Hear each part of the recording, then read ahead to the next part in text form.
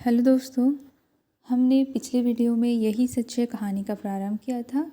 कहानी में हमने पढ़ा था कि दीपा और संजय घूमने गए हैं और वहाँ पर उनके अंदर थोड़ी सी नोक-झोंक होती है, जहाँ पर दीपा बताती है कि उसका इंटरव्यू के लिए बुलाया गया है।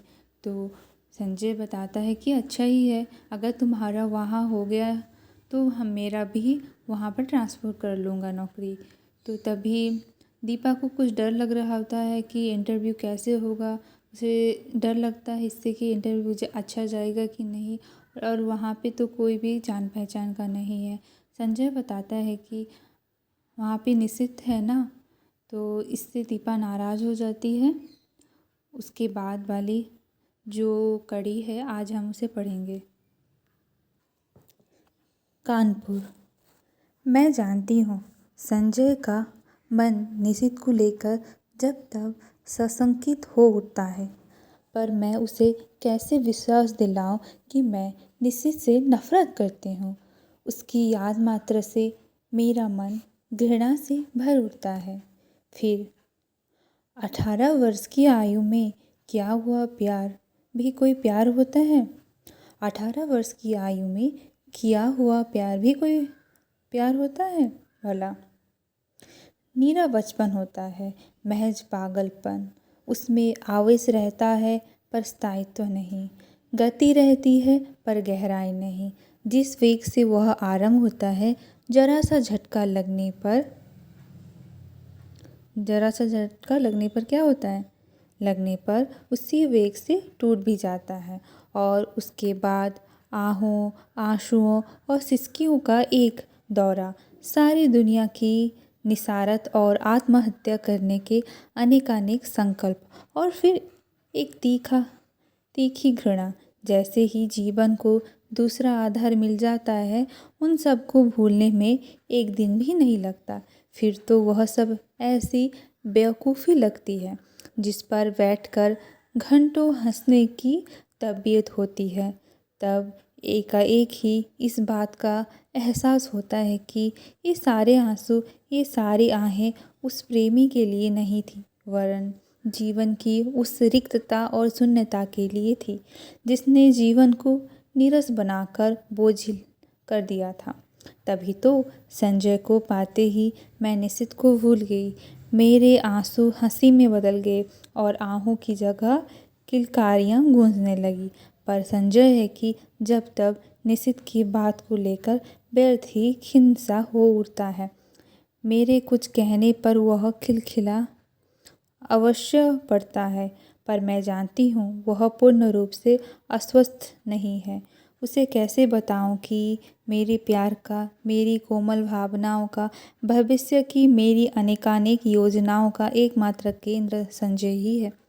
यह बात दूसरी है कि चांदनी रात में किसी निर्जन स्थान में पेड़ तले बैठकर भी मैं अपनी थीसिस की बात करती हूँ, या वह अपने ऑफिस की मित्रों की बात करता है, या हम किसी और विषय पर बात करने लगते हैं।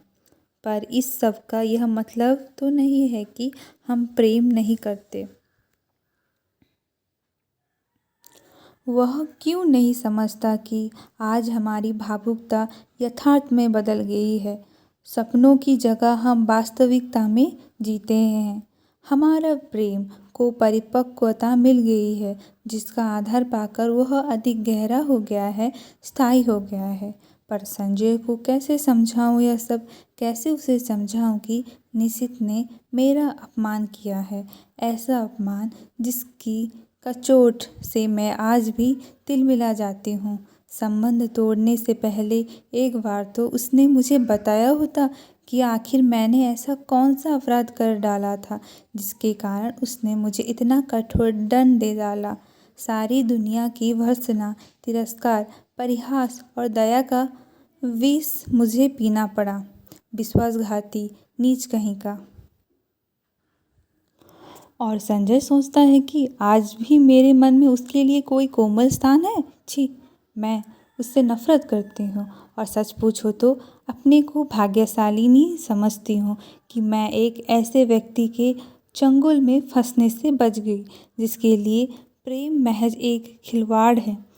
संजय, यह तो सोचो कि यदि ऐसा कोई भी बात होता तो क्या मैं तुम्हारे आगे, तुम्हारी हर उचित अनुचित चेष्टा के आगे यूँ आत्मसमर्पण करती, तुम्हारे चुंबनों और आलिंगनों में अपने को यूँ बिखरने देती? जानते हो, विवाह से पहले कोई भी लड़की किसी को इन सब का अधिकार नहीं देती, पर मैंने दिया। क्या केवल इसलिए नहीं कि मैं तुम्हें प्यार करती हूँ, बहुत बहुत प्यार करती हूँ। विश्वास करो संजय, तुम्हारा मेरा प्यार ही सच्चा है। निशित का प्यार तो मात्र छल था, भ्रम था, झूठ था। कानपुर। परसों मुझे कलकत्ता जाना है। बड़ा डर लग रहा है, कैसे क्या होगा। मान लो इंटरव्यू में बहुत नर्वस हो गई तो संजय को कह रही हूँ कि वह भी साथ चले, पर उसे ऑफिस से छुट्टी नहीं मिल सकती। एक तो नया शहर, फिर इंटरव्यू। अपना कोई साथ होता तो बड़ा सहारा मिल जाता। मैं कमरा लेकर अकेली रहती हूँ, यूँ अकेली घूम फिर भी लेती हूँ तो संजय सोचता है मुझमें बड़ी हिम्मत है, पर सच बड़ा डर लग रहा है।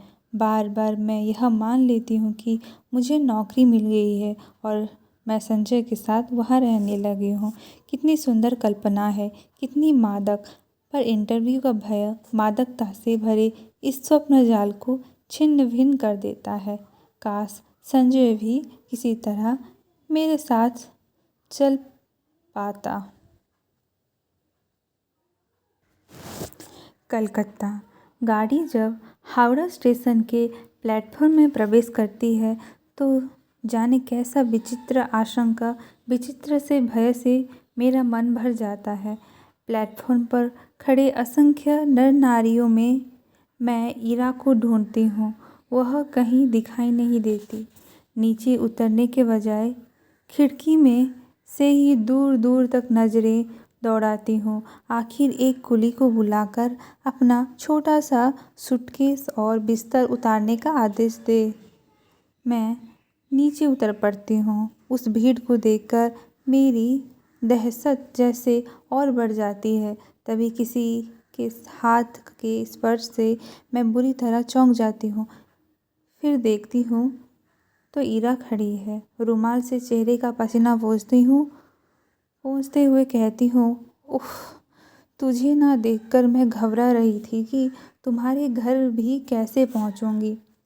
बाहर आकर हम टैक्सी में बैठते हैं। अभी तक मैं स्वस्थ नहीं हो पाई हूँ। जैसे ही हावड़ा पुल पर गाड़ी पहुँचती है, हुगली के जल को स्पर्श करती हुई ठंडी हवाएं तन मन को एक ताजगी से भर देती है। ईरा मुझे इस पुल की विशेषता बताती है और मैं विस्मित सी उस पुल को देखती हूँ। दूर दूर तक फैली हुगली के विस्तार को देखती हूँ। उसकी छाती पर खड़ी और विहार करती अनेक नौकाओं को देखती हूँ, बड़े बड़े जहाज़ों को देखती हूँ। उसके बाद बहुत ही भीड़ भरी सड़कों पर हमारी टैक्सी रुकती रुकती चलती है। ऊंची ऊंची इमारतें और चारों ओर के वातावरण से कुछ विचित्र सी विराटता का आभास होता है और इस सब के बीच जैसे मैं अपने को बड़ा खोया खोया सा महसूस करती हूँ। कहाँ पटना और कानपुर और कहाँ यह कलकत्ता। मैंने तो आज तक कभी बहुत बड़े बड़े शहर देखे ही नहीं। सारी भीड़ को चीर कर हम रेड रोड पर आ जाते हैं। चौड़ी शांत सड़क, मेरे दोनों ओर लंबे चौड़े खुले मैदान। क्यों ईरा, कौन कौन लोग होंगे इंटरव्यू में? मुझे तो बड़ा डर लग रहा है। अरे सब ठीक हो जाएगा, तू और डर। हम जैसे डरे तो कोई बात भी है? जिसने अपना सारा करियर अपने आप बनाया वह भला इंटरव्यू में डरे? फिर कुछ देर ठहर कर कहती है, अच्छा भैया भाभी तो पटना ही होंगे, जाती है कभी उनके पास भी या नहीं? कानपुर आने के बाद एक बार गई थी। कभी कभी यूं ही पत्र लिख देते हूँ। भाई कमला के लोग हैं, भाई कमाल के लोग हैं, बहन को भी नहीं निभा सके। मतलब कौन बोलती है? ईरा बोलती है कि भाई कमाल के लोग हैं, बहन को भी निभा नहीं सके। उनके भाई और भाभी को बोलती है, बारे में बोलती है। मुझे यह प्रसंग कतई पसंद नहीं। मैं नहीं चाहती कि कोई इस विषय पर बात करे। मैं मौन ही रहती हूँ। ईरा का छोटा सा घर है, सुंदर ढंग से सजाया हुआ। उसके पति के दौरे पर जाने की बात सुनकर पहले तो मुझे अफसोस हुआ था। वे होते तो कुछ मदद हो ही करती, पर फिर एकाएक लगा कि उनकी अनुपस्थिति में मैं शायद अधिक स्वतंत्रता का अनुभव कर सकूं। उनका बच्चा भी बड़ा प्यारा है। शाम को ईरा मुझे कॉफ़ी हाउस ले जाती है। अचानक मुझे वहाँ निषेध दिखता है। मैं सकपकाकर नज़र घुमा लेती हूँ, पर वह हमारी मेज़ पर ही आ पहुँचता है।